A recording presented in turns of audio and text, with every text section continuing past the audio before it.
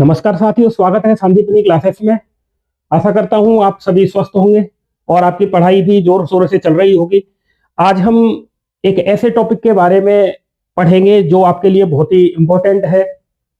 और सोचिए, मैंने जो लाइनें बोली और वो आपने वीडियो स्किप कर दिया या वीडियो को आप छोड़ के चले गए और वही अगर एग्जाम में आ जाए तो कैसा होगा।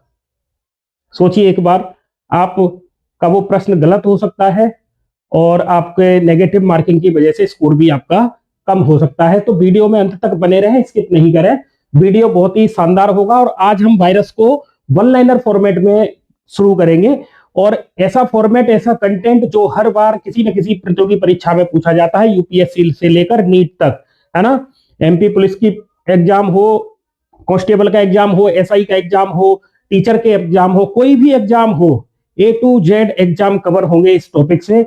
इसमें हम वन लाइनर फॉर्मेट में फटाफट से पढ़ते हैं वायरस के बारे में, तो आप बने रहिए और शुरू करते हैं हम वायरस के बारे में। सबसे पहले हम पढ़ते हैं इसका इंट्रोडक्शन, वायरस का इंट्रोडक्शन पढ़ेंगे। और देखिए, सूक्ष्मजीव विज्ञान या सूक्ष्म जैविकी शब्द की उत्पत्ति किस भाषा से हुई है, तो आपको याद रखना है ये ग्रीक भाषा का शब्द है ना। माइक्रोबायोलॉजी जो शब्द है, माइक्रोबायोलॉजी, वायरस से पहले हम कुछ और टर्म देख लेते हैं पहले फटाफट से। तो जो माइक्रोबायोलॉजी का जो शब्द है वो किस भाषा से लिया गया है, तो आप कहेंगे कि ये सब ग्रीक भाषा का शब्द है, ठीक है। और ये जो माइक्रोबायोलॉजी शब्द है वो कितने शब्दों से मिलकर बना है, तो ये 3 शब्दों से मिलकर बना है, माइक्रोस, बायोस और लोगोस, ठीक है। माइक्रो का मतलब होता है सूक्ष्म, है ना, और बायोस का मतलब होता है जीवन, और लोगोस का मतलब होता है विज्ञान। ऐसा विज्ञान, विज्ञान की वह शाखा जिसके अंदर सूक्ष्म जीवों का अध्ययन किया जाता है। ऐसे जीव जो माइक्रोस्कोप से देखे जाते हैं, हमारी डायरेक्ट आंखों से वो नहीं दिखते, नग्न आंखों से, नेक्ड आई से वो दिखाई नहीं देते, केवल माइक्रोस्कोप से दिखाई देते हैं। ऐसे जीवों को अपन माइक्रो ऑर्गेनिज्म कहते हैं। और विज्ञान की वह शाखा जिसमें हम माइक्रो ऑर्गेनिज्म की स्टडी करते हैं उसे हम माइक्रोबायो कहते हैं, ठीक है।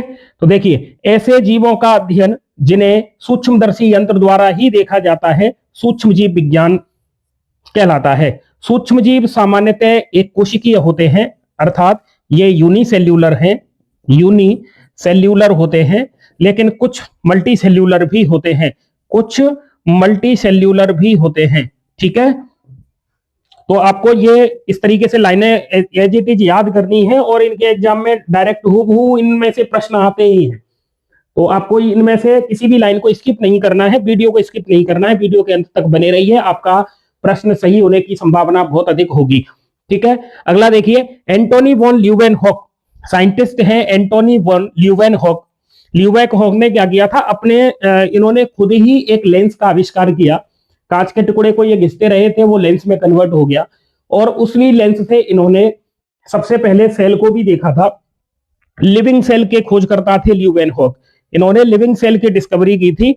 इन्हें माइक्रोबायोलॉजी का पायोनियर कहा जाता है। तो डायरेक्ट क्वेश्चन आता है, माइक्रोबायोलॉजी का पायोनियर किसे कहते हैं, तो आपका आंसर आएगा एंटोनी वॉन ल्यूवेनहॉक। और लिविंग सेल को डिस्कवर करने वाले कौन थे, तो लिविंग सेल को डिस्कवर करने वाले भी थे कौन, ल्यूवेनहॉक, है ना, ल्यूवेनहॉक।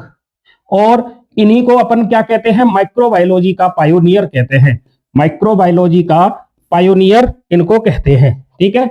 इस तरीके से वो सूक्ष्मदर्शी थी, जो सामान्य सूक्ष्मदर्शी जिसमें एक लेंस का उपयोग किया, और इन्होंने सबसे पहले लिविंग सेल को डिस्कवर किया था रॉबर्ट हुक के बाद, क्योंकि रॉबर्ट हुक ने डेड सेल को डिस्कवर किया था और ल्यूवेनहॉक ने लिविंग सेल को डिस्कवर किया था।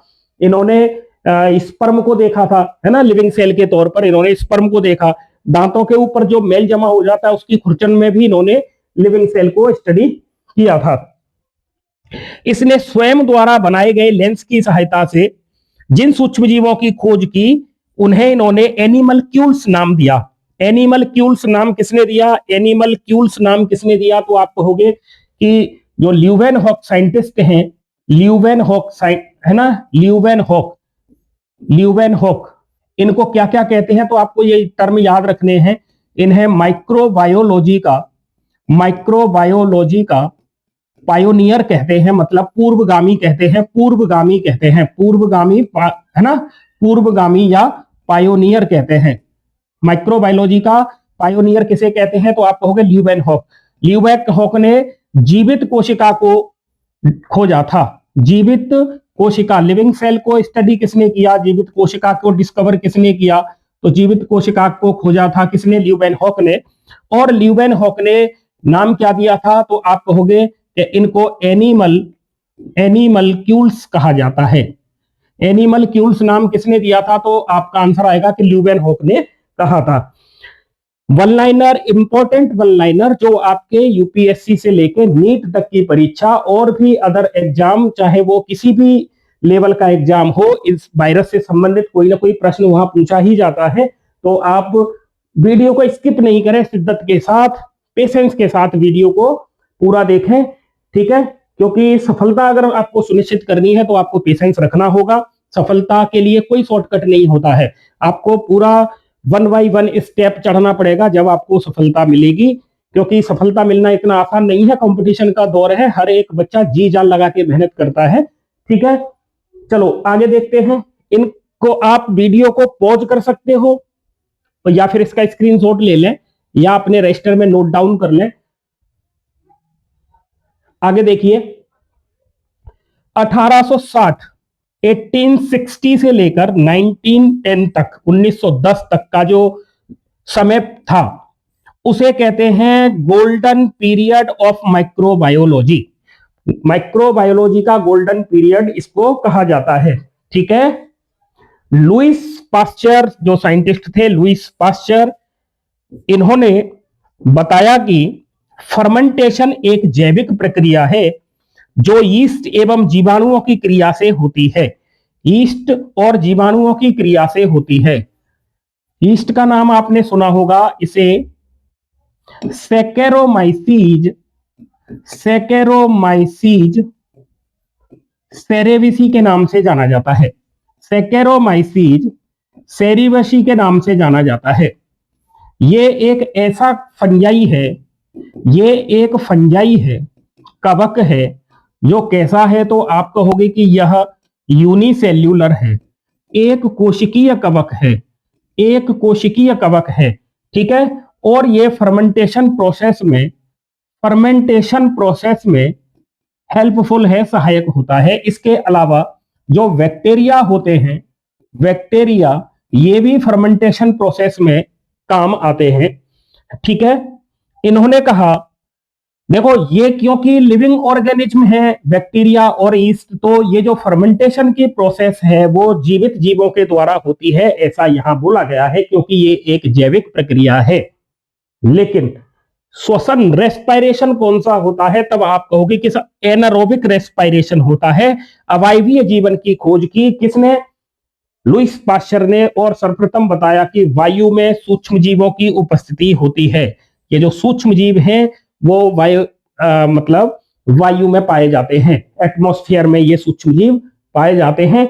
ये लाइन एनसीईआरटी में भी दी हुई है ना? क्योंकि ये पूरा जो टॉपिक है ना वो एनसीईआरटी बेस्ड है। वायरस की चर्चा अभी शुरू होगी, लेकिन उससे पहले हम माइक्रोबायोलॉजी से संबंधित कुछ साइंटिस्ट हैं उनके नाम भी जान लेते हैं, क्योंकि कई बार परीक्षाओं में इस तरीके के क्वेश्चन हर बार परीक्षाओं में पूछ लिए जाते हैं। माइक्रोबायोलॉजी से संबंधित जो साइंटिस्ट हैं उनके बारे में भी पूछा जाता है, इसलिए मैंने ये स्लाइड में इनको इंक्लूड किया है ताकि आपको साइंटिस्ट के बारे में भी पता रहे, ठीक है? आगे देखते हैं। अगले साइंटिस्ट हैं रॉबर्ट कोच। रॉबर्ट कोच, इन्होंने जर्म या रोगाणु सिद्धांत दिया था, जर्म थ्योरी ऑफ डिजीज। इसका प्रतिपादन रॉबर्ट कोच ने किया है। और इन्होंने ये जो सिद्धांत दिया था वो किस आधार पर दिया था? इसका आधार क्या है? तो जिस आधार पर इन्होंने ये जर्म सिद्धांत दिया था उसे कहते हैं कोच की अवधारणाएं, ठीक है? कोच की अवधारणाएं कहते हैं, कोच ऑफ पोस्टुलेट्स कहते हैं इन्हें। और इन्होंने कहा, देखिए कोच की अवधारणा क्या कहती है? कोई भी जर्म्स है, कोई भी रोगाणु है, ये शरीर में जब उपस्थित होने के कारण रोगी में विशिष्ट लक्षण उत्पन्न कर दे, ठीक है? किसको अपन रोगाणु कहेंगे या जर्म कहेंगे? तो इसका मतलब ऐसा कोई मतलब माइक्रो ऑर्गेनिज्म जो बॉडी के अंदर जाए और बॉडी के अंदर वो स्पेशल कैरेक्टर को शो करता हो, तो उसे कहते हैं हम रोगाणु या जर्म। और दूसरी बात देखिए, रोगी जीव से इस रोगाणु को अगर हम पृथक करके इसका कल्चर कर दें तो इसका कल्चर अगर हो जाता है तो समझ लो वो पैथोजन की कैटेगरी में आएगा। शुद्ध संवर्धन से प्राप्त रोगाणु को यदि मैं किसी स्वस्थ व्यक्ति के शरीर में इनोक्यूलेट कर दूं, संरोपण कर दूं, तो उस व्यक्ति में भी रोग उत्पन्न हो जाना चाहिए। अगर ये रोग उत्पन्न करता है तो ये जर्म या रोगाणु की कैटेगरी में आ जाएगा। और संरोपित रोगग्राही जीव से रोगाणु पुनः पृथक भी हो जाना चाहिए। अगर ये सारी चीजें, ये सारे टर्म कोई जिस पर लागू होते हैं तो समझ लो वो रोग फैलाने वाला कोई माइक्रो ऑर्गेनिज्म होगा।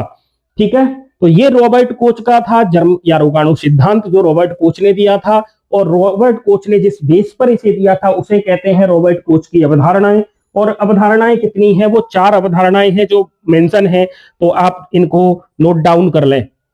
ठीक है, आगे देखिए, रॉबर्ट कोच को औषधीय सूक्ष्म जैविकी का जनक भी कहा जाता है।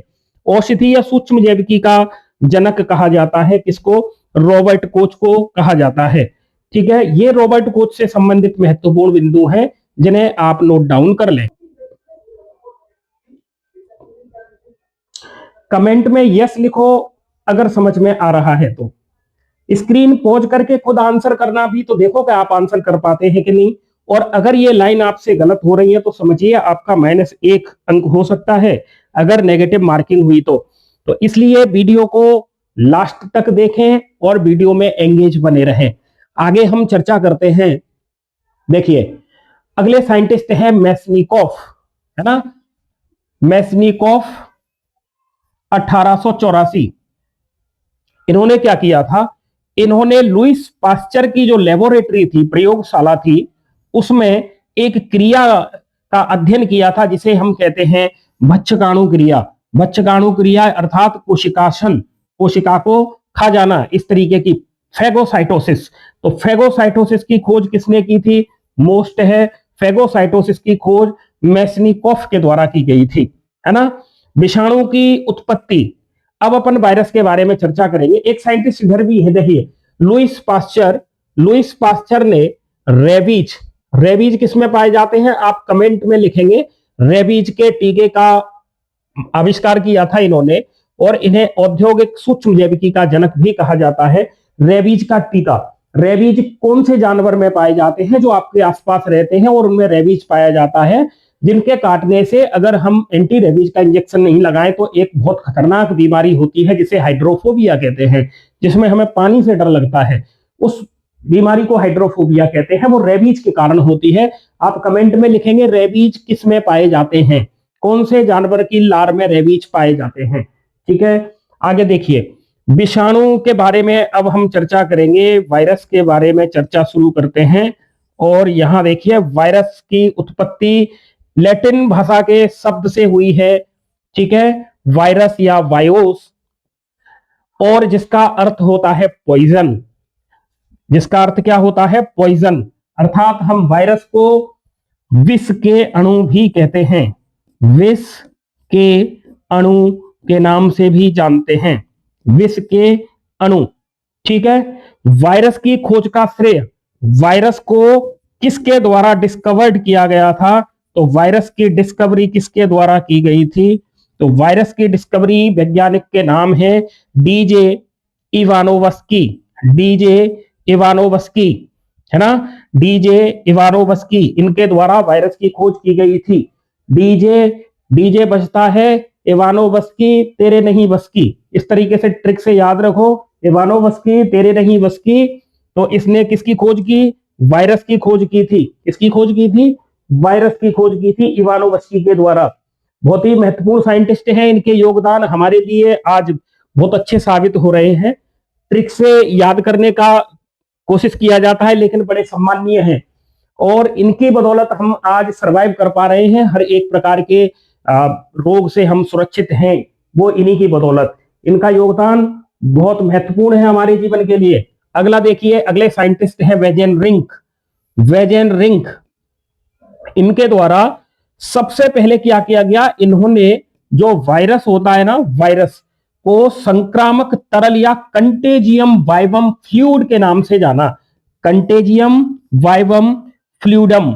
ये टर्म किसने दिया था? डायरेक्ट क्वेश्चन पूछा जाता है, कंटेजियम वाइवम फ्लूइडम या संक्रामक तरल किसके द्वारा नाम दिया गया था? तो आंसर आता है विजय रिंग के द्वारा दिया गया था। ठीक है, डायरेक्ट क्वेश्चन आता है, कई प्रतियोगी परीक्षाओं में पूछा गया ये टर्म है, इसलिए आप इसको तसल्ली से और बढ़िया तरीके से वन लाइनर नोट्स बना के तैयार रखें।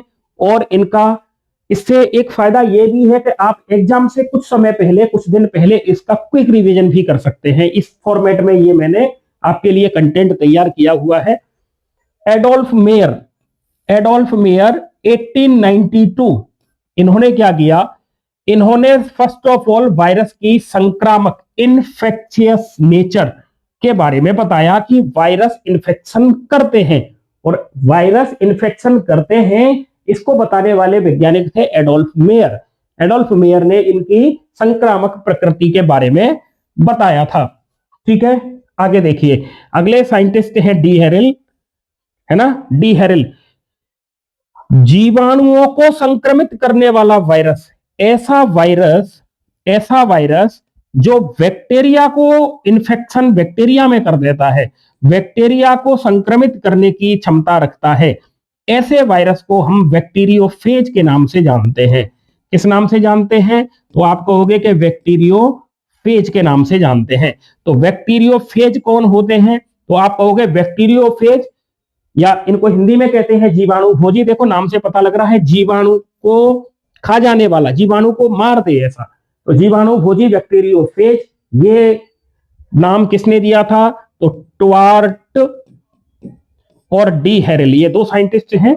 इन्होंने जीवाणुओं पर अटैक करने वाले वायरस को खोजा था और उसको इन्होंने कहा था बैक्टीरियोफेज। इस बैक्टीरियोफेज का जेनेटिक मटेरियल कौन होगा? तो आपका आंसर आएगा कि इनका जेनेटिक मटेरियल डीएनए होता है। जेनेटिक मटेरियल कौन होता है? तो डीएनए होता है। अगले साइंटिस्ट देखिए, अगले साइंटिस्ट हैं स्टेनले, मोस्ट है स्टेनले। इन्होंने टीएमबी तंबाकू मोजेक वायरस, टीएमबी का क्रिस्टलाइजेशन किया सबसे पहले, और इस काम के लिए इन्हें नोबेल पुरस्कार भी दिया गया था। तो आप डायरेक्ट क्वेश्चन आता है, टीएमबी तंबाकू मोजेक वायरस, इसको क्रिस्टलाइज फॉर्म में किसने प्राप्त किया था? तो आपका आंसर आएगा स्टेनले के द्वारा ऐसा किया गया था। स्टेनले के द्वारा सर्वप्रथम तंबाकू मोजेक वायरस टीएमवी, इसको क्रिस्टलाइज फॉर्म में प्राप्त किया गया था। अगले साइंटिस्ट हैं डेविस। इन्होंने वायरस को वीटामोल के नाम से बताया कि वायरस को हम वीटामोल कहते हैं। वायरस का नाम वीटामोल किसने दिया था? तो आपका आंसर आएगा डेविस के द्वारा दिया गया था। ठीक है, डेविस के द्वारा दिया गया था। अगला देखिए, वायरस की जो नेचर क्या है? वायरस या विषाणु मतलब विष का अणु, तो इसकी प्रकृति, नेचर और इसका व्यवहार के अनुसार विभिन्न वैज्ञानिकों द्वारा कुछ परिभाषाएं इसकी दी गई हैं। मतलब ये वायरस होता क्या है, इसके बारे में कई साइंटिस्टों ने अलग अलग बताने के विचार प्रस्तुत किए हैं। तो सबसे वैज्ञानिक है वेडन। इन्होंने 1943 में कहा कि 200 मिली माइक्रोन से कम आकार वाले रोगजनक, 200 मिली माइक्रोन से कम आकार वाले रोगजनक जो रोग पैदा करते हैं, अविकल्पी परजीवी, ठीक है, पैथोजेनिक ऑब्लिगेट पैरासाइट को हम वायरस कहते हैं। पैथोजेनिक प्रॉपर्टी हो, ऑब्लिगेट पैरासाइट हो और उसका आकार 200 मिली माइक्रोन से कम हो तो हम उसको वायरस कहते हैं, ऐसा कहा था वेडन के द्वारा। इवानोवस्की जिन्होंने वायरस की डिस्कवरी की थी, इन्होंने कहा कि ये जो वायरस होते हैं ये रोग उत्पन्न करने वाले होते हैं, लेकिन ये सूक्ष्मदर्शी होते हैं, अल्ट्रा माइक्रोस्कोपिक पैरासाइट होते हैं, इनको हम वायरस के नाम से जानते हैं। ठीक है, तो दो परिभाषाएं अपन ने अभी देखी, एक इवानोवस्की के द्वारा दी गई परिभाषा है और एक वेडन के द्वारा दी गई परिभाषा है। अगली परिभाषा लोफ के द्वारा दी गई थी, लोफ। ठीक है, इन्होंने कहा कि वायरस पूर्ण रूप से अंतरकोशिक होते हैं। अंतरकोशिक मतलब इंट्रासेल्यूलर एवं रोगजनक होते हैं। ये पैथोजेनिक भी होते हैं। एक तो दो कंडीशन हो गई, इंट्रा सेल्यूलर होंगे और पैथोजेनिक भी होते हैं, तथा इनमें एक ही प्रकार का न्यूक्लिक अम्ल होगा। मतलब न्यूक्लिक एसिड दो प्रकार के होते हैं, एक होता है डीएनए और एक होता है आरएनए। तो इनमें या तो डीएनए होगा या फिर आरएनए होगा, दोनों एक साथ नहीं होंगे। वायरस में दोनों प्रकार के न्यूक्लिक एसिड एक साथ नहीं आते हैं। बहुगुणन आनुवांशिक पदार्थ के रूप में होता है, तो ठीक है, इसमें बहुगुणन की क्षमता भी होती है, वृद्धि व विखंडन की क्षमता होती है, तथा लिपमेन प्रणाली या एंजाइमों का इसमें अभाव होता है। मतलब वायरस, जो वायरस होते हैं, ये वायरस मेनली किसके बने हैं? तो आप कहोगे कि सर इनमें एक तो प्रोटीन का कोट होता है बाहर का, है ना, और इसमें क्या होता है? तो आप कहोगे कि इसमें जेनेटिक मटेरियल या तो डीएनए होगा या फिर आरएनए होगा, दोनों नहीं होते हैं। अब आप इसमें देखिए एंजाइम कहीं भी नहीं पाए जाते, तो इनमें एंजाइम नहीं होते हैं। इंट्रासेल्यूलर का मतलब क्या है?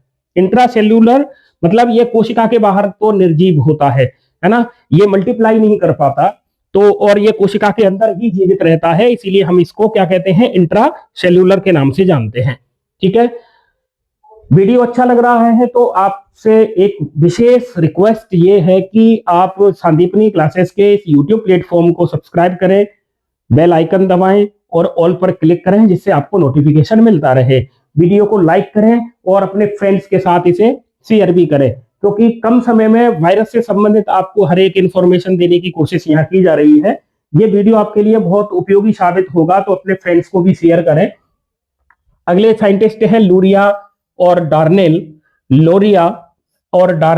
इन्होंने 1968 में वायरस को जीनोम, एक ही प्रकार का न्यूक्लिक अम्ल होता है जो परपोषी कोशिका किसी भी होस्ट सेल के अंदर रिप्लिकेशन कर सकता है, ठीक है, और रिप्लिकेशन के द्वारा ये नए वायरस के कण बनाता है जिन्हें विरियॉन्स कहते हैं।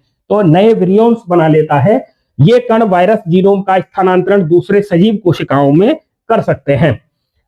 मैथ्यूस 1970 के अंदर बोला, वायरस किसी एक न्यूक्लिक अम्ल की प्रोटीन आवरण से घिरी हुई संरचना है जिसमें जैविक लक्षण होते हैं, ऐसा कि कहा था मैथ्यूस ने। मैथ्यूस ये कहते हैं कि एक ऐसा पार्टिकल जिसमें एक डीएनए हो और इस डीएनए के चारों तरफ क्या पाई जाती हो? प्रोटीन की कवरिंग पाई जाती हो। तो जो प्रोटीन की कवरिंग होती है इसे कोट नाम दिया गया, इसे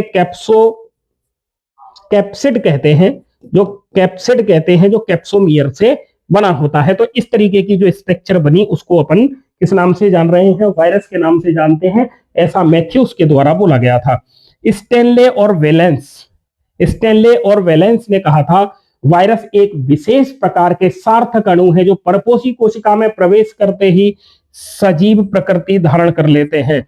मतलब ये कहते हैं जैसे ये कोई सेल है और ये सेल होस्ट सेल है, होस्ट सेल के अंदर सपोज करते हैं ये कोई वायरस आ गया। ये वायरस में जो लाल रंग से मैंने दिखाया है ये प्रोटीन है और ये इसके अंदर जेनेटिक मटेरियल है, और जैसे ही ये लिविंग सेल के अंदर आता है ये, तो ये क्या करता है? ये मल्टीप्लाई कर लेता है, रिप्लिकेशन कर लेता है, ये मल्टीप्लाई हो जाता है ये, ठीक है। इस तरीके से ये वायरस के बारे में जानकारी है। आगे देखें, अब हम पढ़ते हैं वायरस के कुछ जनरल कैरेक्टर, वायरस के सामान्य लक्षण क्या है, इनके बारे में अपन चर्चा करेंगे, ठीक है। वायरस के सामान्य लक्षण, जनरल कैरेक्टर ऑफ वायरस, इसके बारे में अपन चर्चा करेंगे, ठीक है। देखिए वायरस कैसे होते हैं, अभी मैंने आपको बताया, जो वायरस होते हैं वो अंतराकोशिक होते हैं, इंट्रासेल्यूलर होते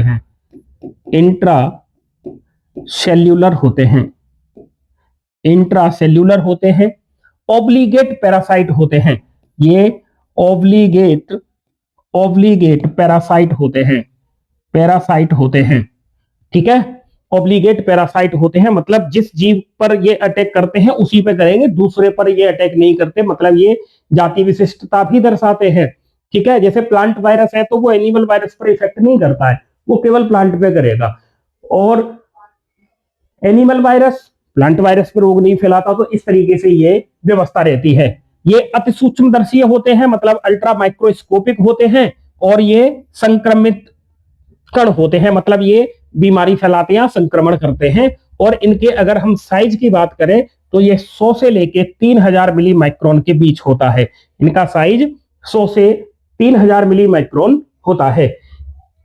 अच्छा आगे देखिए, जीवाणु फिल्टर द्वारा इन्हें छाना नहीं जा सकता।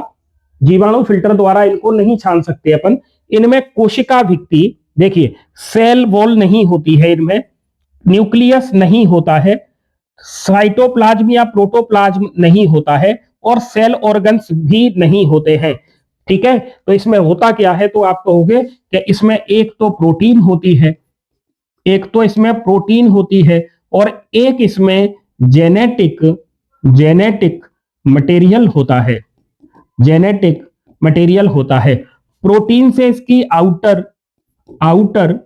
कवरिंग बनती है, और जेनेटिक मटेरियल के फॉर्म में इसमें या तो डीएनए होता है या फिर इनमें आरएनए होता है। दोनों एक साथ नहीं होते हैं, दोनों एक साथ नहीं होते हैं।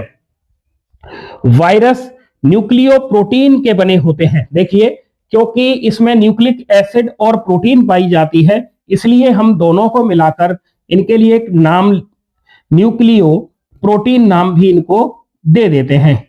तो ये किसके बने हैं, तो न्यूक्लियो प्रोटीन के बने होते हैं। मतलब इनमें न्यूक्लिक एसिड होता है और प्रोटीन होता है। इनमें जो आनुवंशिक पदार्थ है, जेनेटिक मटेरियल है, वो या तो डीएनए होगा या फिर आरएनए होगा। दोनों एक साथ नहीं होते हैं। ठीक है, ये एक रज्जुकीय होते हैं, मतलब सिंगल स्ट्रैंडेड हो सकते हैं, या फिर ये डबल स्ट्रैंडेड हो सकते हैं। मतलब वायरस के अंदर जो डीएनए या आरएनए होता है, जो जेनेटिक मटेरियल होता है, वो सिंगल स्ट्रैंड भी हो सकता है और डबल स्ट्रैंडेड भी हो सकता है।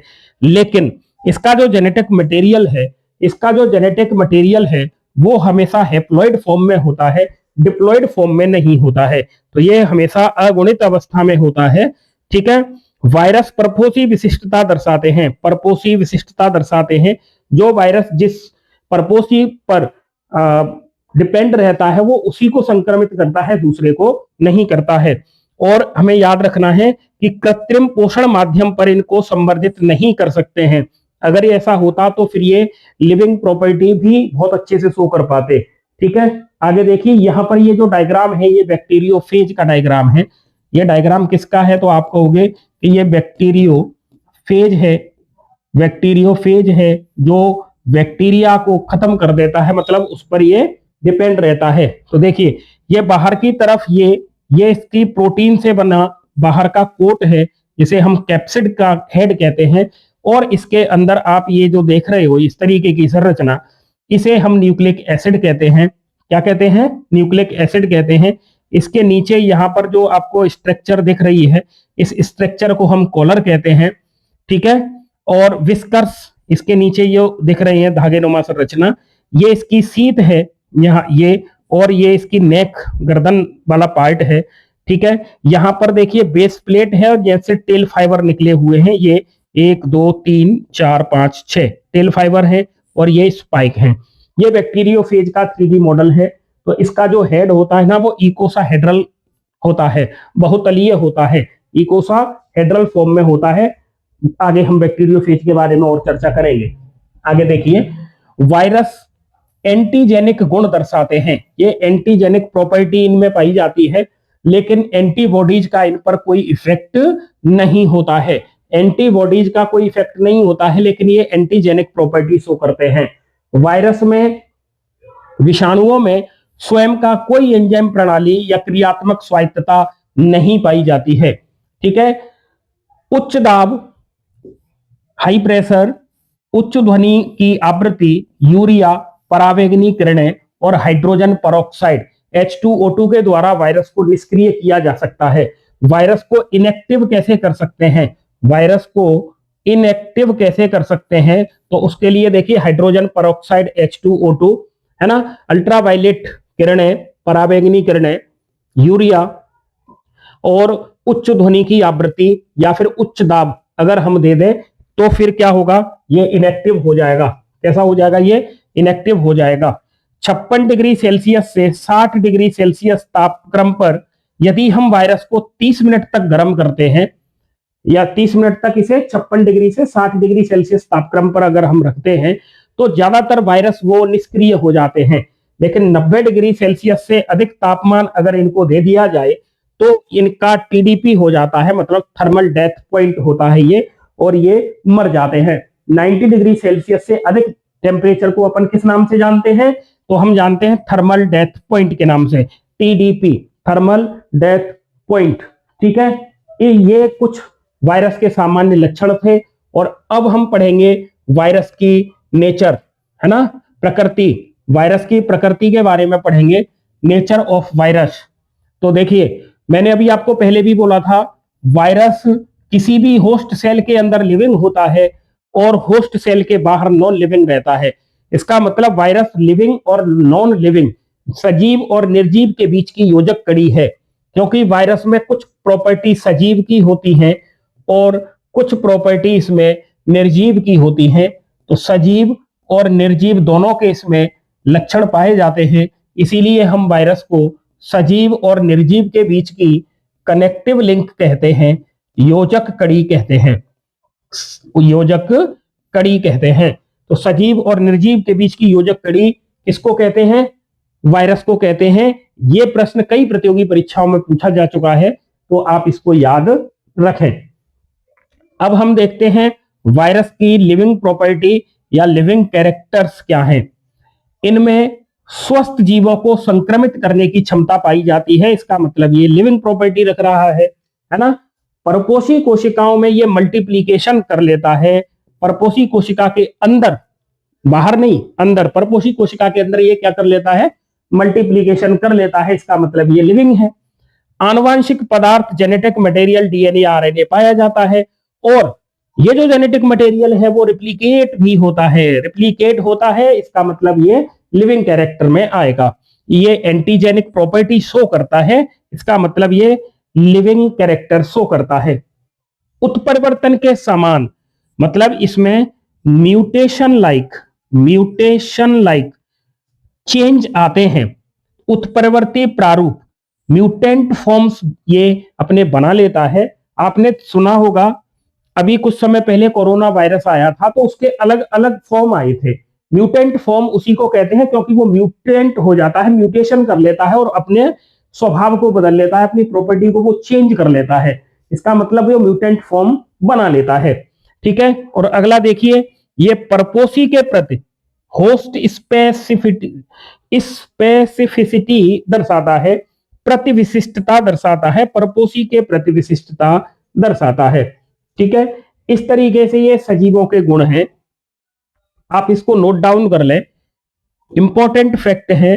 क्योंकि कभी कभी एग्जाम में क्या होता है, वो पूछ लेते हैं वायरस से संबंधित निम्नलिखित में से कौन सा कथन गलत है, तो वहां पर जैसे इनमें से 3 दे दिए और एक निर्जीव वाला कैरेक्टर दे दिया, इस तरीके से आपको प्रश्न का उत्तर पहचानना होता है।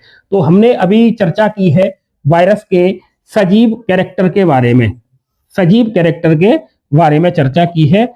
अब हम वायरस के निर्जीव नॉन लिविंग कैरेक्टर को भी देख लेते हैं। नॉन लिविंग कैरेक्टर का मतलब क्या है? देखिए, पहला है परपोषी कोशिका के बाहर, मतलब होस्ट सेल के बाहर ये निष्क्रिय हो जाता है, निष्क्रिय हो जाता है, तो इसका मतलब ये सजीव तो नहीं है ना। अगला, इनको क्रिस्टलाइजेशन या इनका क्रिस्टलीकरण भी किया जा सकता है, जैसे स्टेनले के द्वारा टीएमबी को क्रिस्टलाइज सबसे पहले किया गया था। अब जब इसका क्रिस्टलीकरण हो जाता है तो फिर ये लिविंग नहीं हो सकता, इसीलिए ये पहला कैरेक्टर और ये दूसरा कैरेक्टर जो है वो निर्जीव गुणों को दर्शाता है। आगे देखिए, इनमें जैविक क्रियाएं जैसे श्वसन, रेस्पिरेशन है, फोटोसिंथेसिस है ना, एक्सक्रेटरी सिस्टम है, या फिर इसमें ग्रोथ, ये कुछ होता ही नहीं है, इसका मतलब ये नॉन लिविंग में आएगा। और इनमें क्रियात्मक स्वायत्तता, फंक्शनल ऑटोनॉमी नहीं पाई जाती है, इसका मतलब ये निष्क्रिय है। इनमें कोशिका भित्ति, कोशिका झिल्ली, मतलब cell wall, cell membrane, protoplasm, एंजाइमों का अभाव होता है। इन्हें कृत्रिम संवर्धन माध्यम पर नहीं उगाया जा सकता, इसका मतलब ये नॉन लिविंग प्रॉपर्टी शो करता है। तो आप इसका स्क्रीनशॉट ले लें, बहुत ही महत्वपूर्ण टर्म है, इनको याद करें और अपनी सफलता सुनिश्चित करें। स्क्रीनशॉट ले लिया तो चलो अब आगे चलते हैं।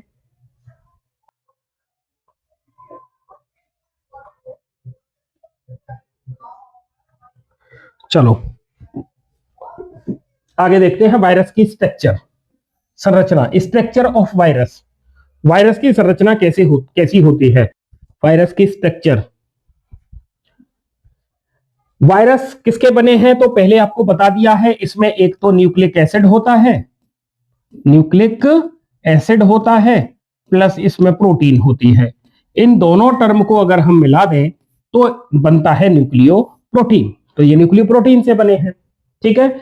और इनमें डीएनए अथवा आरएनए दोनों में से कोई एक होगा, और डीएनए आरएनए जो कि जेनेटिक मटेरियल है वो सेंट्रल में पाया जाता है और सेंट्रल कोर बनाता है, जो एक विशेष प्रोटीन आवरण जिसे हम कैप्सिड कहते हैं से घिरा रहता है। देखिए प्रोटीन जो है ये क्या बनाती है तो आप कहेंगे कि ये कैप्सिड बनाती है। क्या बनाती है? कैप्सिड बनाती है, ठीक है। कैप्सिड का निर्माण किससे होगा तो आप कहोगे कि कैप्सिड के निर्माण में कैप्सोमियर, और कैप्सोमियर को कैप्सिड की यूनिट कहा जाता है, ठीक है। तो कैप्सोमियर से होता है। प्रत्येक वायरस में कैप्सोमियर एक निश्चित संख्या में होते हैं, अलग अलग वायरस में कैप्सोमियर की संख्या अलग अलग होगी। प्रत्येक कैप्सोमियर, ये जो यहां से भी प्रश्न आता है कैप्सोमियर में किस प्रकार की प्रोटीन पाई जाती है तो आप कहेंगे कि इसमें समरूपी प्रोटीन पाई जाती है। 5 या 6 उप इकाइयों का ये बना होता है जिन्हें प्रोटोमियर्स कहते हैं। कैप्सोमियर किसका बना है तो आप कहोगे कि ये प्रोटोमियर्स का बना है। प्रोटोमियर्स की संख्या कितनी है तो आप कहोगे कि 5 या 6 होती है। ये कैसी प्रोटीन होती है तो ये समरूपी प्रोटीन होती है, या प्रोटोमियर्स को अपन मोनोमियर्स के नाम से भी जानते हैं। किस नाम से जानते हैं? मोनोमियर्स के नाम से जानते हैं। ये परस्पर कठोर असंयोजी बंध, नॉन कोवेलेंट बॉन्ड द्वारा जुड़े रहते हैं, ठीक है। तो देखिए कैप्सिड, ऐसे देखिए आप, ये जो वायरस है, इस वायरस की जो आउटर कवरिंग है, आउटर कवरिंग है, बाहरी आवरण है, बाहरी आवरण, तो वायरस का बाहरी आवरण क्या कहलाता है तो आपका आंसर आएगा कि सर इसको कैप्सिड कहते हैं। क्या कहते हैं? कैप्सिड कहते हैं। अब कैप्सिड किससे बना है तो आप कहोगे कि ये कैप्सोमियर से बना है, कैप्सोमियर से बना है। और कैप्सोमियर किससे बना है तो आपका आंसर आएगा कि इसे मोनोमियर कहते हैं, मोनोमियर कहते हैं। मोनोमियर का दूसरा नाम क्या है तो इसे प्रोटोमियर भी कहते हैं, प्रोटोमियर भी कहते हैं, ठीक है। तो या तो आप इसको ऐसे याद कर लो या फिर ऐसे याद करो, मोनोमियर्स या प्रोटोमियर्स मिलके बनाते हैं कैप्सोमियर, और कैप्सोमियर से बना होता है कैप्सिड, और कैप्सिड से बनता है आउटर कवरिंग ऑफ वायरस, ठीक है। तो इस तरीके से पूर्ण परिपक्व वायरस के संक्रमणशील खंड या इकाई को अपन विरियन कहते हैं। क्या कहते हैं? विरियन कहते हैं पूर्ण परिपक्व वायरस के संक्रमणशील खंड या इकाई को। मतलब विरियन क्या है? यह एक इन्फेक्शन फैलाने वाली बात है ना। विरियन, विरियन वायरस का वो कण है जो मैच्योर है और वो इन्फेक्शन फैला सकता है, तो उसे हम विरियन कहते हैं। यहां पर देखिए ये टोबैको मोजेक वायरस है, और इसमें देखिए ये जो लाल रंग से आपको यहां जो दिखाई दे रहा है ये क्या है तो ये आरएनए है, और ये आरएनए कहां पाया जाता है तो ये कैप्सिड के अंदर पाया जाता है। और बाहर की तरफ आपको जो ग्रीन कलर से ये संरचनाएं दिख रही हैं इसको पूरे को मिला के कैप्सिड कहते हैं, और इसमें से अगर हम एक की बात करें तो हम उसे कैप्सोमियर कहते हैं। तो कैप्सोमियर क्या है तो कैप्सिड की यूनिट होती है कैप्सोमियर, ठीक है। अगला देखिए, वायरस में केवल एक प्रकार का न्यूक्लिक अम्ल या न्यूक्लिक एसिड पाया जाता है, या तो वो डीएनए होगा या फिर वो आरएनए होगा। दोनों एक साथ कभी नहीं पाए जाते, यह आपको याद रखना है। अगर मैं प्लांट वायरस की बात करूं तो इनमें मेन आरएनए होता है, और अगर मैं एनिमल वायरस और जीवाणु भोजी की बात करूं, मतलब एनिमल वायरस और बैक्टीरियोफेज में ज्यादातर डीएनए पाया जाता है। लेकिन कुछ प्लांट वायरस ऐसे हैं जिनमें डीएनए भी पाया जाता है, और कुछ एनिमल वायरस ऐसे हैं जिनमें आरएनए पाया जाता है, लेकिन बैक्टीरियोफेज में तो डीएनए ही होता है, ठीक है। तो अब हम इस पे चर्चा कर लेते हैं कि ऐसे प्लांट वायरस ये मोस्ट है, याद करें, जिनमें डीएनए पाया जाता है उनके नाम क्या है तो देखिए, मोजेक वायरस है ना, potato leaf roll virus, cucumber mosaic virus, alpha mosaic virus. ये ऐसे प्लांट वायरस हैं जिनमें डीएनए पाया जाता है। सामान्यतः प्लांट वायरस में आरएनए होता है, लेकिन mosaic virus, potato leaf roll virus, cucumber mosaic virus, alpha alpha mosaic virus, ये प्लांट वायरस तो है लेकिन इनमें जेनेटिक मटेरियल के फॉर्म में डीएनए पाया जाता है। ऐसे ही हम चर्चा करते हैं ऐसे एनिमल वायरस या जंतु वायरस जिनमें आरएनए पाया जाता है। तो इसके देखिए नाम है Rouse sarcoma virus, Rouse sarcoma virus, है ना, influenza virus, leukaemia virus, foot and mouth disease virus और पोलियोमाइलिटिस वायरस। ठीक है, इस तरीके से ये वायरस से संबंधित मेन टर्म है जिनको आप नोट डाउन करेंगे। आगे देखिए, वायरस की जो केंद्रीय कोड है या कोड है एवं प्रोटीन का जो आवरण है, इसको हम दोनों को अगर एक साथ मिला दें तो हम इसको न्यूक्लियोकैप्सिड के नाम से जानते हैं। देखिए, न्यूक्लियो मतलब न्यूक्लिक एसिड है और कैप्सिड मतलब आउटर कवरिंग है जिसे प्रोटीन से जो बनी हुई है, तो उसे हम क्या कहते हैं, न्यूक्लियोकैप्सिड कहते हैं। यहां पर देखिए आप, ये एडिनो वायरस है, adeno virus Baltimore group 1 double standard DNA इसके अंदर होता है। तो यहां पर ये जो आप देख रहे हैं ये प्रोटीन का कोड है और अंदर की तरफ आप ये देख रहे हो ये इसका डीएनए है। ठीक, और डीएनए भी कैसा है, डबल स्टैंडर्ड डीएनए है। ठीक है, तो ये किसकी संरचना है, एडिनो वायरस की स्ट्रक्चर है। ठीक है, तो ये वायरस की हो गई संरचना। ठीक है, अब देखें कैप्सोमियर की संख्या अलग अलग वायरस में अलग अलग होती है। अब वो कैसे होती है तो देखिए, टीएमबी इसका पूरा नाम क्या है तो आप कहोगे तंबाकू मोजेक वायरस। तंबाकू मोजेक वायरस में नंबर ऑफ कैप्सोमियर होते हैं 2130, 2130 सबसे ज्यादा इसी में है। यहां पर जो ऑप्शन दिए हैं इनमें अगला है एडिनो वायरस और पेपिलोमा वायरस, इसमें होते हैं 252, 252। हर्पीज वायरस, हर्पीज है ना, ये 162 कैप्सोमियर इसके अंदर होते हैं हर्पीज वायरस में। और पोलियोमा वायरस, पोलियोमा वायरस इसमें 72 कैप्सोमियर। इसके अलावा टर्निप येलो मोजेक वायरस, और टर्निप येलो मोजेक वायरस में होते हैं 32 कैप्सोमियर।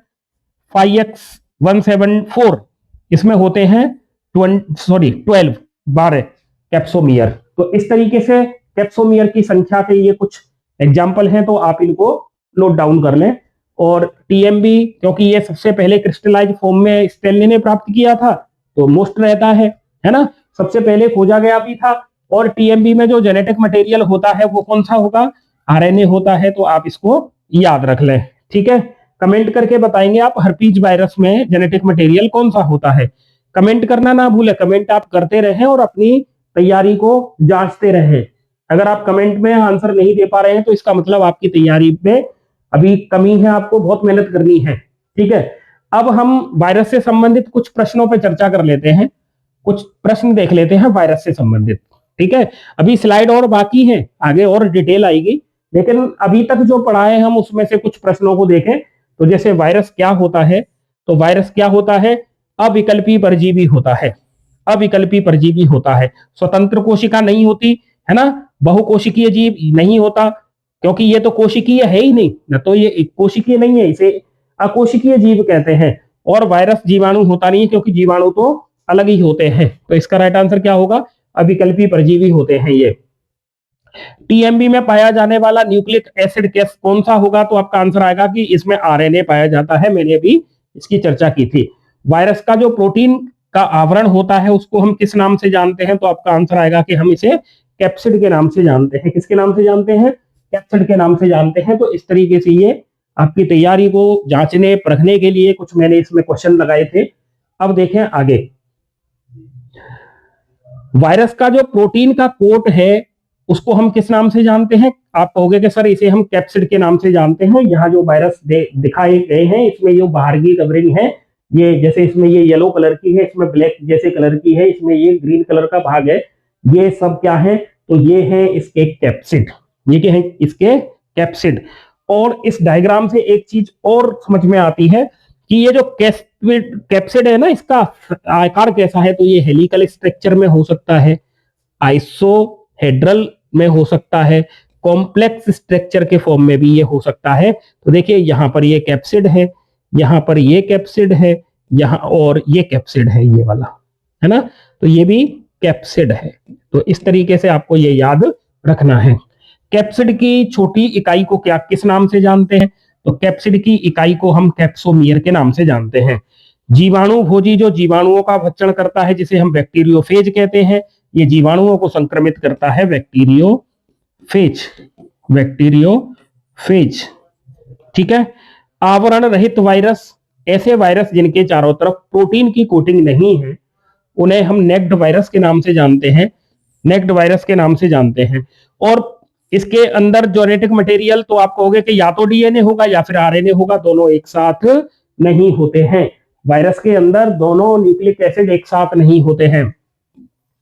किसने खोजा था वायरस को सर्वप्रथम, तो सर्वप्रथम वायरस की खोज की गई थी, वो वायरस था टीएमवी, और खोज करने वाले थे इवानोवस्की, टीएमवी इवानोवस्की। सबसे पहले खोजे गए विषाणु थे टीएमवी, खोजा था इवानोवस्की ने। क्रिस्टलाइजेशन किसने किया था इनका, इनको क्रिस्टल के फॉर्म में किसने प्राप्त किया था, तो आपका आंसर आएगा स्टेनले ने किया था। और सबसे पहले जिस वायरस को क्रिस्टल फॉर्म में प्राप्त किया गया था वो वायरस भी टीएमवी था। कौन सा था, टीएमवी। टीएमवी का पूरा नाम क्या है, आप कमेंट करें प्लीज, कमेंट में बताएं कि टीएमवी की फुल फॉर्म क्या है। ठीक है।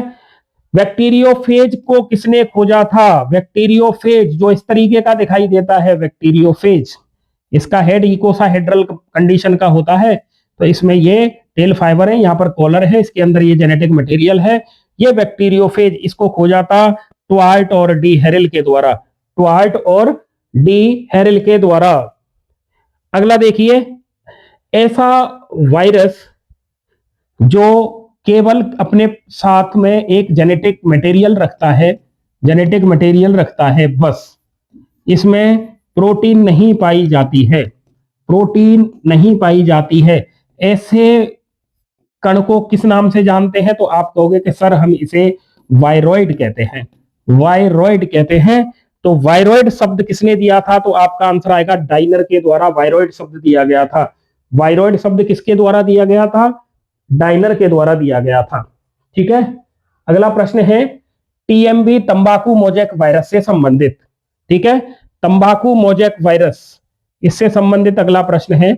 और ये जो डायग्राम है ये तंबाकू मोजेक वायरस का है, जिसमें आरएनए का कैप्सिड है, सॉरी आरएनए कैप्सिड के अंदर है, फिर उसमें बाहर की तरफ प्रोटीन से बना कैप्सिड है और कैप्सोमियर है। ठीक है। अब हम इसके बारे में कुछ टर्म देख लेते हैं। आकृति कैसी होती है, टीएमवी की आकृति कैसी है, तो आप कहोगे रोड शेप होता है, ये रोड शेप होता है और कुंडलिका हेलिकल होता है। कैप्सोमियर की संख्या कितनी है, तो 2130 होती है, हमने अभी वो टेबल के फॉर्म में देखा था, तो कैप्सोमियर होते हैं 2130। अमीनो एसिड प्रति कैप्सोमियर, जो अमीनो एसिड है उनकी संख्या होती है 158। देखिए कैप्सोमियर ने एक्चुअल में क्या है, कैप्सोमियर प्रोटीन कोट बनाएगा, और आपको पता है प्रोटीन का फॉर्मेशन किससे होता है, तो प्रोटीन बनी होती है अमीनो एसिड से, अमीनो एसिड से बनी होती है। तो जो कैप्सोमियर है, कैप्सोमियर है, तो कैप्सोमियर में अमीनो एसिड का जो नंबर है वो कितना होगा, 158। सारे के सारे मोस्ट इंपोर्टेंट फैक्टर हैं, हर एक लाइन एक क्वेश्चन को बना रही है, इसलिए हर एक लाइन को शिद्दत के साथ नोट करें और याद करें। अगर आपको सिलेक्शन लेना है और सिलेक्शन के लिए आप वास्तव में सीरियस हैं, तो आप संदीपनी क्लासेस से जुड़े रह सकते हैं, और ये वीडियो आपके ही लिए है, क्योंकि यहाँ पर टू द पॉइंट बात की जाती है, नो बकवास सीधी बात। यहाँ एक ही सिद्धांत है, आपसे लक्ष्यदार बातें, घुमावदार बातें, मनोरंजन की बातें इस वीडियो में नहीं होंगी, इस प्लेटफॉर्म पे नहीं होंगी।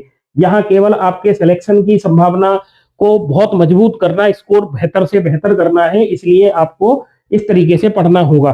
ठीक है। क्योंकि मजाक करना, हंसी मजाक करना, आपका टाइम पास करना, इसके लिए तो आपके पास बहुत समय, एक बार नौकरी लगा लो, उसके बाद ये सब काम आप करते रहोगे। आपके माँ बाप का सपना जब पूरा हो जाए तब आप आगे मौज मस्ती कर लेना, अभी आपके पास बहुत टाइम है। सबसे पहला काम है कि आपको बस अपने जीवन में सेटल होना है और अपनी एक सीट पक्की करनी है, और वो तभी संभव हो सकता है जब आप शिद्दत के साथ पढ़ाई करेंगे। और ऐसे ही टाइम पास करना है तो आप अपने आप को भी धोखा दे रहे हो और अपने घर वालों को भी धोखा दे रहे हो, तो ऐसा नहीं करना है, ठीक है। और अगर मैं इसके साइज की बात करूं तो ये 300 नैनोमीटर लंबाई का होता है, ठीक है। तो ये जो डायग्राम आप यहाँ देख रहे हो ये टीएमपी का डायग्राम है, और ये इसमें प्रोटीन का कोट है जो आउटर कवरिंग है, और ये आपको जो रेड कलर से ये दिख रहा है ये इसका जेनेटिक मटेरियल है जो कि आरएनए के फॉर्म में होता है, ठीक है। चलिए आगे चलते हैं। बैक्टीरियोफेज की अगर अपन चर्चा करते हैं तो बैक्टीरियोफेज की जो आकृति है मोस्ट बैक्टीरियोफेज की आकृति टेडपोल के समान होती है। किसके समान होती है? तो आप कहोगे टेडपोल। और टेडपोल किसका लार्वा होता है? तो आपका आंसर क्या आएगा? टेडपोल लार्वा किसका होता है? मेढक के लार्वा को टेडपोल लार्वा कहते हैं, मेढक फ्रॉग। फ्रॉग से संबंधित वीडियो यूट्यूब चैनल की प्लेलिस्ट में आप देख लें, 11th क्लास के की प्लेलिस्ट में आपको फ्रॉग से संबंधित सारे कॉन्सेप्ट वहां मिल जाएंगे, तो आप एक बार उसका भी अवलोकन कर लें, ठीक है। संक्रमण, तो इसमें देखिए टेल फाइबर पाए जाते हैं, पुच्छ तंतु पाए जाते हैं जिसके द्वारा ये किसी भी जीवाणु से चिपक जाता है। जैसे ये बैक्टीरियल सेल है, ठीक है, ये बैक्टीरियल सेल है, और बैक्टीरियल सेल के साथ ये इस तरीके से अपने टेल फाइबर की सहायता से ऐसे चिपक जाता है। बैक्टीरियल सेल को ये यहां से गला देता है, और जैसे ही बैक्टीरियल सेल यहां से गलती है तो इसके अंदर जो जेनेटिक मटेरियल था वो जेनेटिक मटेरियल बैक्टीरियल सेल के अंदर आ जाता है। इस तरीके से ये संक्रमण फैलाता है, ठीक है। अगर मैं इसकी सममिति की बात करूं, इसकी सममिति की बात करते हैं तो ये पॉलीहेड्रल होता है। इसका जो शीर्ष है वो पॉलीहेड्रल होता है। कैप्सिड का जो इसका हेड बना हुआ है, ये हेड इसका कैसा होता है? तो आप कहोगे सर ये पॉलीहेड्रल होता है। कैसा होता है? ये पॉलीहेड्रल होता है, ठीक है। लाइसोजेनिक चक्र इसमें पाया जाता है, ठीक है। इसमें वायरल डीएनए जीवाणु डीएनए के साथ जुड़ जाता है। लाइसोजेनिक जो प्रॉपर्टी है उसमें क्या होगा, इसका जो डीएनए है वायरल डीएनए है और ये डीएनए है इसका बैक्टीरिया का, तो ये डीएनए इसके साथ ज्वाइंट हो जाएगा, ये डीएनए इसके साथ ज्वाइंट हो जाता है। सबसे छोटे वायरस का नाम है F2 जीवाणु भोजी, smallest virus F2 bacteriophage, F2 bacteriophage, ये सबसे छोटा वायरस है, स्मॉलेस्ट वायरस है, स्मॉल वायरस, ये सबसे छोटा वायरस है ना, सबसे छोटा वायरस है, स्मॉलेस्ट वायरस है ये, ठीक है। तो ये जो आप इधर डायग्राम देख रहे हो ये एक बैक्टीरियोफेज का डायग्राम है। गंगा जल में ये बैक्टीरियोफेज पाया जाता है, इसीलिए गंगा जल खराब नहीं होता है, ठीक है। तो ये इसमें कैप्सिड का हेड है, कॉलर, ये सीथ, ये इसकी टेल की ट्यूब, ये विस्कर्स, ये जो देख रहे हैं विस्कर। इसके अलावा यहाँ पर ये देखेंगे तो स्पाइक लगे हुए हैं, ये है ना, ये इसमें प्लेट है, बेस वाली प्लेट, और ये आप जो 6 देख रहे हो इसके ये टांगे जैसी संरचना, ये इसके टेल के फाइबर हैं, ये इसके क्या है? टेल के फाइबर हैं। आगे देखिए, इसका जो हेड है ना और इसका ये वाला पोर्शन, इसकी 950 एंगस्ट्रॉम का साइज है इसका, और यहां से लेके यहां तक इसकी जो चौड़ाई है वो 650 एंगस्ट्रॉम होती है। मतलब हेड और ये नीचे वाला जो भाग है टेल वाला, इसकी जो लेंथ है वो 950 और इसकी मोटाई जो है वो है 650 एंगस्ट्रॉम, ठीक है, 650 एंगस्ट्रॉम। तो इसकी खोज किसने की थी? बैक्टीरियोफेज की। बैक्टीरियोफेज की खोज की थी ट्वार्ट डी हेरल ने। और इसका जो इको हेड, जो पॉलीहेड्रल जो इसका हेड है, पॉलीहेड्रल जो इसका हेड है, उसमें टोटल 20 तल पाए जाते हैं। कितने तल पाए जाते हैं? तो आपका आंसर आएगा कि सर इसमें टोटल 20 तल पाए जाते हैं। और इसकी जो स्ट्रक्चर है वो कैसी होती है? तो टेडपोल लाइक स्ट्रक्चर इसकी होती है, ठीक है। चलो आगे देखते हैं। सबसे छोटे वायरस को अपन किस नाम से जान रहे हैं? F2 बैक्टीरियोफेज के नाम से जान रहे हैं। अब देखते हैं हम अन्य संक्रामक कण। वायरस के अलावा और ऐसे कौन से पार्टिकल्स हैं जो इन्फेक्शन फैलाते हैं अलग अलग जीवों में? तो सबसे पहला नाम आता है वायरॉइड का, एनसीईआरटी में मेंशन है ये वायरॉइड। देखिए आपका जो सिलेक्शन है वो एनसीईआरटी से ही हो सकता है। बात थोड़ी सी अजीब है। एनसीईआरटी अगर आपने नहीं पढ़ी है और एनसीईआरटी पर आपकी कमांड नहीं है तो आप सिलेक्शन में बहुत पीछे हो जाओगे। इसीलिए एनसीईआरटी पर कमांड करना बहुत जरूरी है, क्योंकि आजकल जो प्रश्न पूछे जा रहे हैं वो एनसीईआरटी बेस्ड हैं। ठीक है, तो देखिए वायरॉइड में केवल क्या होगा, तो जेनेटिक मटेरियल इसमें केवल only RNA present, RNA present, protein coat absent. ठीक है, अब तो बात समझ में आ गई, शॉर्टकट यही है, आरएनए पाया जाता है, प्रोटीन का कोट नहीं होता है, अर्थात कैप्सिड नहीं होता है। पादप रोगों का कारण ये बनता है, इसके द्वारा प्लांट में बहुत सारे रोग होते हैं वायरॉइड के द्वारा। ठीक है, और उधर देखिए एक और अलग से जीव दे रखा है, वो इसका जस्ट अपोजिट है, इसमें केवल प्रोटीन पाई जाती है और जेनेटिक मटेरियल को लिख देंगे एब्सेंट, और प्रोटीन का कोट इसमें पाया जाता है इसलिए लिख देंगे प्रेजेंट।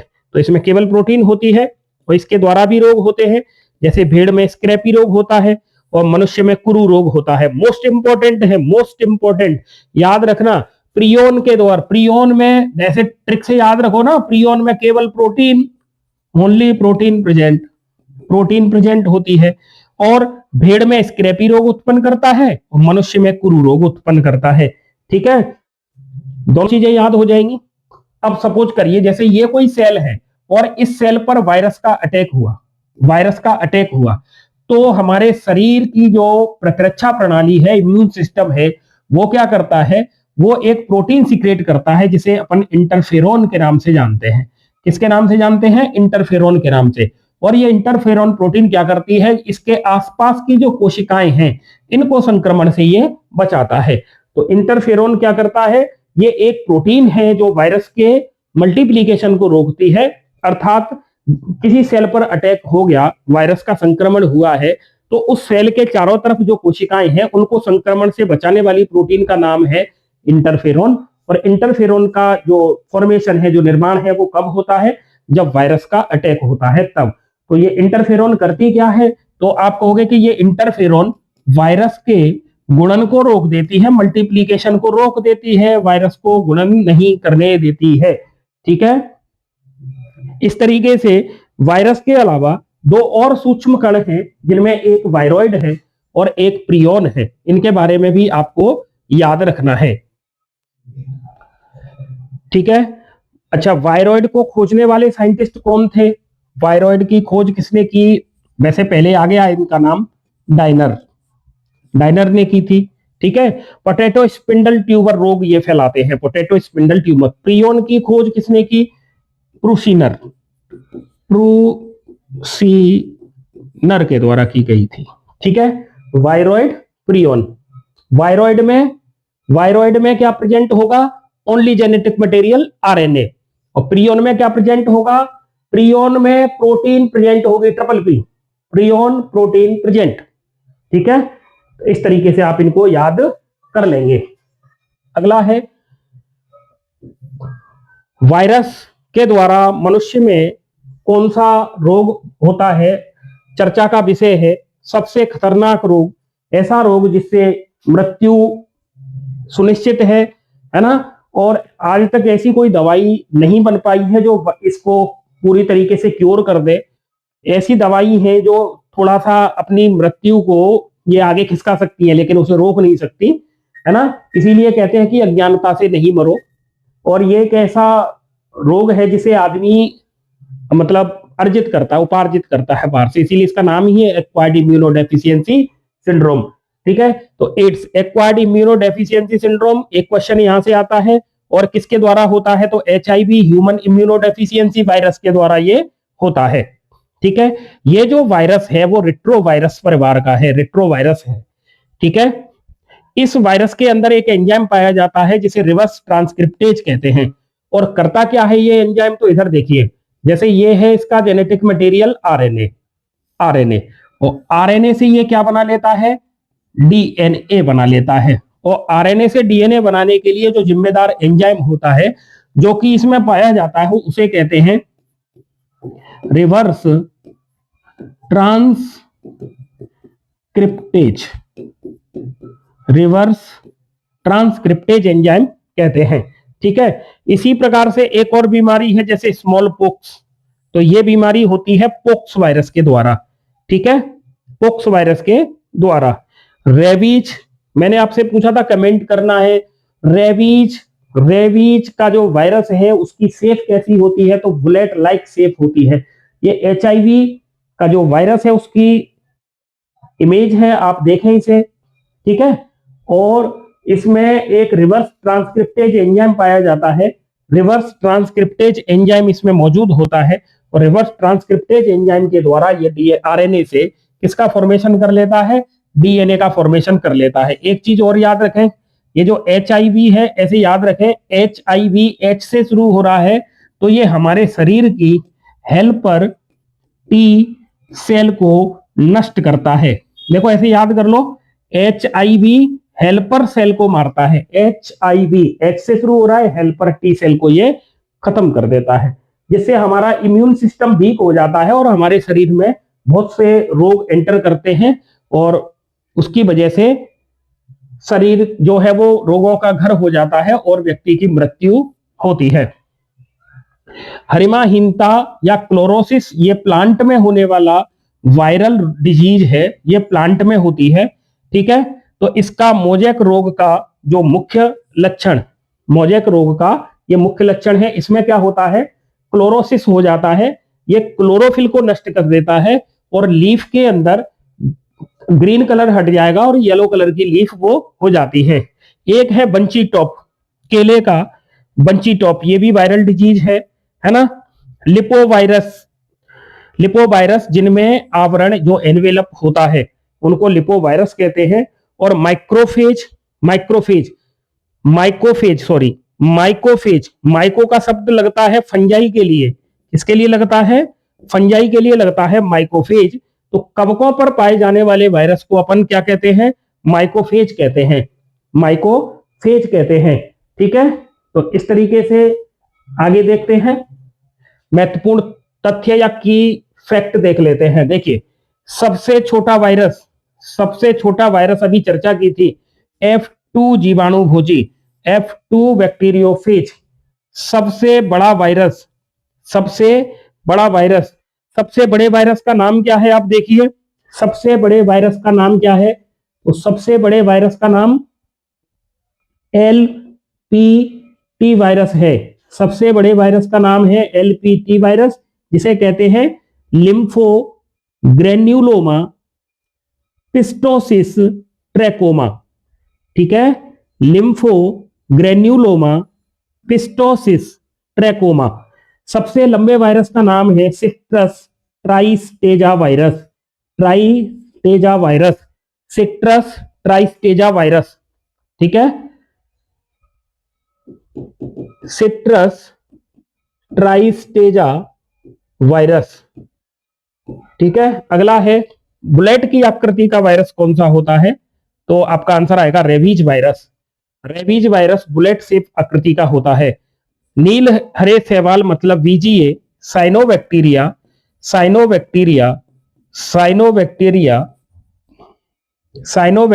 को संक्रमित कौन करता है, तो आप कहोगे कि साइनोफेज करता है। कौन करता है, साइनोफेज। पोलियो, और इसमें खोज किसने की थी, पोपर के द्वारा की गई थी 1908 में। पोलियो की खोज पोपर के द्वारा की गई थी 1908 में। नील हरित शैवालों पर जो वायरस संक्रमण करता है उसे साइनोफेज कहते हैं। ठीक है, और कवक को जो संक्रमित करता है, कवक को, उसे माइकोफेज कहते हैं, माइकोफेज मतलब कवक पर संक्रमण करने वाला, और साइनोबैक्टीरिया पर संक्रमण करने वाला होता है साइनोफेज। ठीक है, साइनोफेज। और ईस्ट को संक्रमित करता है जाइगोफेज। ईस्ट को संक्रमित करता है जाइगोफेज। ये टर्म याद रख लेना, बहुत जरूरी है, पेपर में पूछे जाते हैं। कवक के लिए माइकोफेज, कवक को संक्रमित करता है माइकोफेज, ईस्ट को संक्रमित करता है जाइगोफेज, और बीजीए या साइनोबैक्टीरिया या नीले हरे शैवालों को संक्रमित करता है तो उसका नाम होगा साइनोफेज। पोलियो की खोज की गई थी पोपर के द्वारा। तो ये जो कुछ महत्वपूर्ण तथ्य हैं और इनके बारे में हमने चर्चा की है। ठीक है, सबसे छोटा वायरस क्या है, सबसे बड़ा वायरस क्या है, बुलेट आकृति का वायरस क्या है, नील हरित शैवालों को कौन इफेक्ट करता है, पोलियो की खोज किसके द्वारा की गई थी। इस तरीके से ये कुछ महत्वपूर्ण टर्म थे जो मैंने आपके साथ शेयर किए हैं। आपने वीडियो के लिए इतना टाइम निकाला है, आपका बहुत बहुत धन्यवाद। और बैक्टीरिया के ऊपर जो वायरस इन्फेक्शन करता है हम उसको किस नाम से जानते हैं, तो आपका आंसर आएगा कि उसे बैक्टीरियोफेज के नाम से जानते हैं। और इसमें बैक्टीरियोफेज के 2 चक्र चलते हैं, है ना, 2 चक्र जीवाणु भोजी के 2 चक्र हैं। एक को हम लाइटिक के नाम से जानते हैं, लाइटिक के नाम से जानते हैं, और जो दूसरा चक्र है उसे लाइसोजेनिक के नाम से जानते हैं, लाइसोजेनिक के नाम से जानते हैं, लाइसोजेनिक के नाम से जानते हैं। लाइटिक चक्र में जो जीवाणु होता है, जीवाणु, उसकी मृत्यु हो जाती है, उसकी मृत्यु हो जाती है। ये याद रखना, यहां से प्रश्न आने की संभावना रहती है। तो जो लाइटिक चक्र है जिसे हिंदी में लयन कहते हैं, इसमें जीवाणु की मृत्यु हो जाती है। लेकिन जो लाइसोजेनिक वाला चक्र है ये लैम्डा भोजी से शुरू होता है, ये लैम्डा भोजी से शुरू होता है, लैम्डा फेज से शुरू होता है, और इसमें जीवाणु की मृत्यु नहीं होती है, जीवाणु की डेथ नहीं होती है, इसमें मृत्यु नहीं होती है। और इसमें एक विशेष संरचना बनती है, इसके अंदर एक विशेष संरचना बनती है, कॉमन स्ट्रक्चर बनती है, जिसे हम प्रोफाज के नाम से जानते हैं। इसके नाम से जानते हैं, प्रोफाज के नाम से जानते हैं, प्रोफाज के नाम से जानते हैं। तो ये क्वेश्चन आता है कि प्रोफाज किस में बनेगा, प्रोफाज के नाम से जानते हैं, प्रोफाज किस में बनता है, तो आपका आंसर आएगा लाइसोजेनिक के अंदर बनता है। और लाइटिक चक्र में जीवाणु की मृत्यु हो जाती है। और आपसे एक क्वेश्चन ये भी पूछा जाता है, लाइसोजेनिक के अंदर जो स्पेशल एक संरचना बनती है उसे किस नाम से जानते हैं, तो आपका आंसर आएगा कि हम उसे किस नाम से जानते हैं, तो आपका आंसर आएगा हम उसे प्रोफाज के नाम से जानते हैं। ठीक है, अगला देखिए, जेमिनी वायरस। जेमिनी वायरस किसे कहते हैं, जेमिनी वायरस ऐसे वायरस जिनमें genetic material single stranded DNA होता है, सिंगल स्ट्रैंडेड डीएनए जिनके अंदर होता है, सिंगल स्ट्रैंडेड डीएनए जिनके अंदर होता है, उनको हम जेमिनी वायरस के नाम से जानते हैं। जेमिनी, है ना, गूगल जेमिनी नहीं है ये जेमिनी वायरस के लिए टर्म है। इनमें सिंगल स्ट्रैंडेड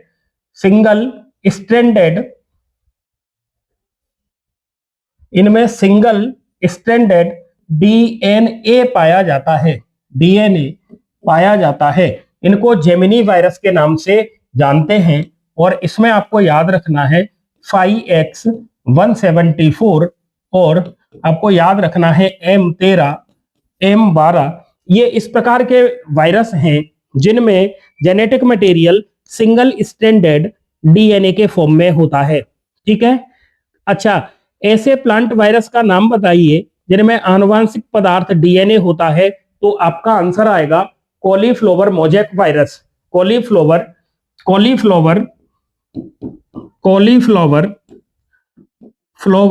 मोजेक वायरस। ठीक है, कॉलीफ्लावर मोजेक वायरस, ये ऐसे प्लांट वायरस हैं। कॉलीफ्लावर मोजेक वायरस इस तरीके का एक प्लांट वायरस है जिसमें जेनेटिक मटेरियल डीएनए होता है।